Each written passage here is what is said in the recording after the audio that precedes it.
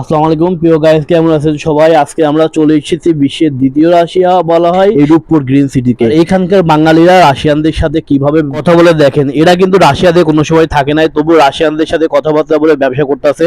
বাংলাদেশে মাত্র বিদেশিদের উপস্থিতি এতটাই বেশি এই গ্রিন সিটি রূপপুরে, যেখানে আসলে আপনার প্রাণটাও জড়িয়ে যাবে। এবং বাংলাদেশের বড় বড় উঁচু উঁচু ভবনগুলো এখানে নির্মাণ করা হয়েছে শুধু রাশিয়ানদের বসবাস করার জন্য। সন্ধ্যার সময় এই রাশিয়ান গ্রিন সিটিটা জমে ওঠে আরো জমজমাট ভাবে, আর এখানে অনেক বাঙালির উপস্থিতি দেখা যায়, কারণ রাশিয়ানদের সাথে টেবিলে বসে আড্ডাটা শুধু এখানে হয়। রাশিয়ানদের উপস্থিতি হিসেবে গড়ে উঠেছে এখানে বিশাল বিশাল বড় বড় অনেকগুলো রেস্টুরেন্ট, আর এই রেস্টুরেন্টে পাওয়া যায় দেশের এবং বিদেশি বিভিন্ন প্রকারের খাবার। এখন বাঙালিরা রাশিয়ান খাবার খেতে অভ্যস্ত হয়ে যাচ্ছে এবং রাশিয়ান খাবার খাওয়ার জন্য বাংলাদেশের বিভিন্ন প্রান্ত থেকে ছুটে আসে এই গ্রিন সিটি। এখানে এমন কিছু রেস্টুরেন্ট গড়ে উঠেছে যেটার ভিতরে শুধু রাশিয়ানদের উপস্থিতি, এবং বাঙালিরা এত পরিমাণ এখানে এনজয় করে থাকে সেটা না দেখলে বোঝার মতো না। এর মধ্যে এখানে এত পরিমাণ মানুষের সমাগম হয়ে থাকে যেটা আপনারা আসলে বুঝতে পারবেন। আর এখানে রাশিয়ানদের উপস্থিতি সবচেয়ে বেশি, কারণ এখানে রূপপুর পারমাণবিক বিদ্যুৎ কেন্দ্র হিসাবে গড়ে উঠছে একটি বিশাল বাংলাদেশের বড় পারমাণবিক বিদ্যুৎ কেন্দ্র, সেটার জন্যই এখানে এত রাশিয়ানদের উপস্থিতি। ভালো থাকবেন সবাই, আল্লাহ হাফেজ।